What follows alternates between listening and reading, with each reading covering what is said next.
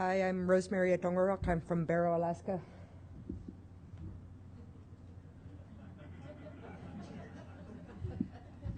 I got started in this process because I was a community health aide in a small village called Nuoxit, which turned out to be 60 miles from Prudhoe Bay.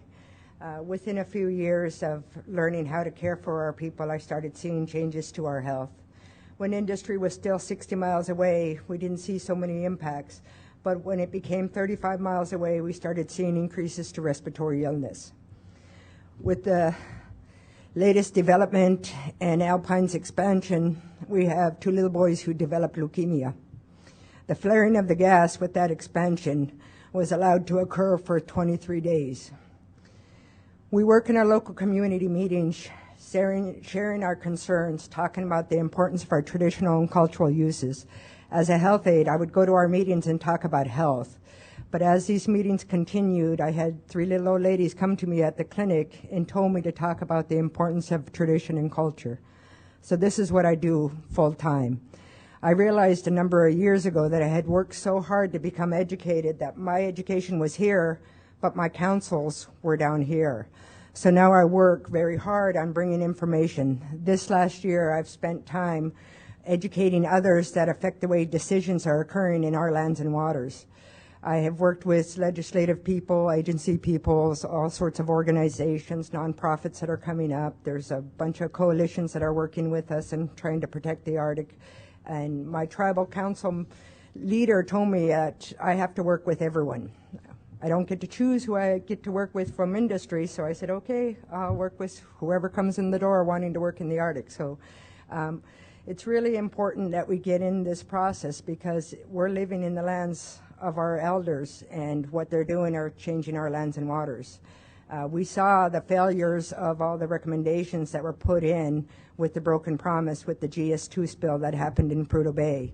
Unfortunately, our state just settled for $255 million, essentially their revenue that was lost from BP spill and the shutdown. This is what we're contending with. Our health director said in the health board meeting after the Repsol blowout that happened in March of this year, 18 miles away from Nuoxit, that we have no concerns to health. And yet we have tremendous documents that are being generated from around here and other places that are showing there are serious impacts to health with oil and gas development. I've worked with many different people throughout this process, but I have learned so much by joining the Pipeline Safety Trust advocacy process. Bringing that information with those information sheets is now part of my tool packet. I also have worked with the National Conversations on Chemical Toxins. We've created a community handbook. I bring that with me. I work with the National Tribal Environmental Health think tank process, and we have created some internships, so I bring that information with me. And I'm working really hard to try to help people that are at these tables or not to understand that we're there and we have real important concerns and issues. And this process is really helping to amplify our voice. It's given us a better resource to help locate information.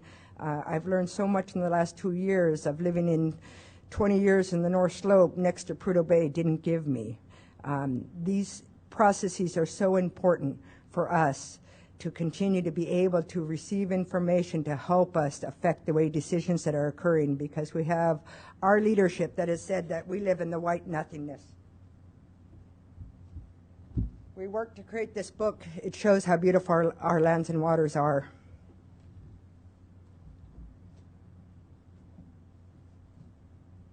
We also created this book because our public testimonies are held in places where our local people aren't able to hear them, and we have others that say, you should worry about that wild rose on the tundra. But now my testimonies are in this book. Thank you.